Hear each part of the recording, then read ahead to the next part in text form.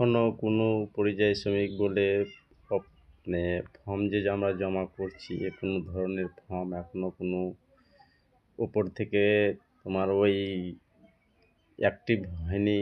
এখনও সেইগুলো ভুয়াবাজ চলছে, কোনো লিঙ্ক নেই, তপস্বী নামে কোনো লিঙ্ক নেই। তার জন্য আমরা বলবো যে সঠিক জায়গায় যান, সঠিক জায়গায় আবেদনটা করুন। এখনও ভুয়াবাজ অনেক জায়গায় চলছে।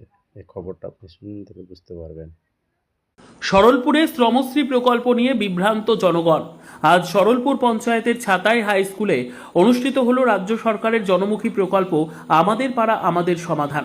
সকাল থেকেই ভিড় চোখে পড়ার মতো। প্রকল্পের নানা ফর্ম জমা দিতে উৎসাহী ছিলেন গ্রামের মানুষজন।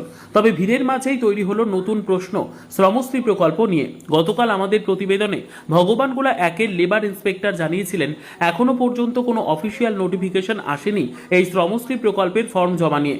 কিন্তু আজ এই প্রকল্পের বিষয়ে ভগবানগোলা 2 নম্বর ব্লকের ভিডিও অনির্বাণ সহ তাকে ফোনের মারফতে জিজ্ঞাসা করলে বলেন ফর্ম এখন জমা নেওয়া হচ্ছে, অফিসিয়াল নোটিফিকেশন এলে এগুলি এন্ট্রি করা হবে। একই সুর শোনা গেল সরলপুর পঞ্চায়েতের উপপ্রধান ফিরোজ আলমের মুখেও। তিনি বলেন যেসব ফর্ম এখন জমা দেওয়া হচ্ছে পরে সেগুলো এন্ট্রি হয়ে যাবে। কিন্তু প্রশ্ন থেকেই যাচ্ছে, যখন অফিসিয়াল নোটিফিকেশনই আসেনি তখন অন্যান্য প্রকল্পের ফর্ম কিভাবে গ্রহণ করা হচ্ছে শ্রমশ্রী প্রকল্পের নামে। এদিনের কর্মসূচিতে উপস্থিত ছিলেন ভগবানগোলা 2 ব্লকের ব্লক সভাপতি আব্দুর রৌফ, সরলপুর পঞ্চায়েতের প্রধান উপপ্রধান সহ আরও অনেকে। তাদের উপস্থিতিতে ফর্ম জমা নেওয়া হলেও প্রকল্প ঘিরে বিভ্রান্তি পুরোপুরি কাটেনি। রানীতলা থেকে শেখর সরকারের রিপোর্ট। আপনারা দেখছেন পিআর নিউজ।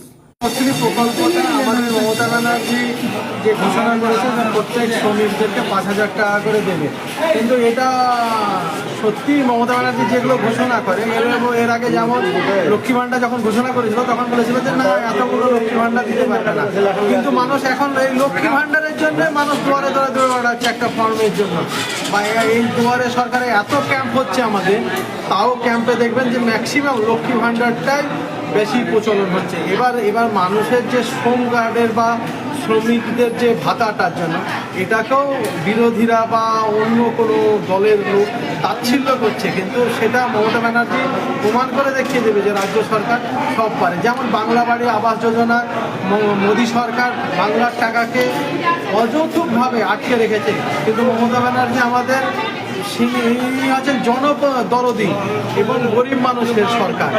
এই গরিব মানুষ মা মাটির সরকার, সেই সরকার প্রমাণ করে দেখিয়ে দিল যে কেন্দ্র সরকার না দিলেও যে রাজ্য সরকার টাকা দিতে পারে, সেটা প্রমাণ করে দেখিয়ে। আচ্ছা, এটা কি তাহলে এখনো চালু হয়নি?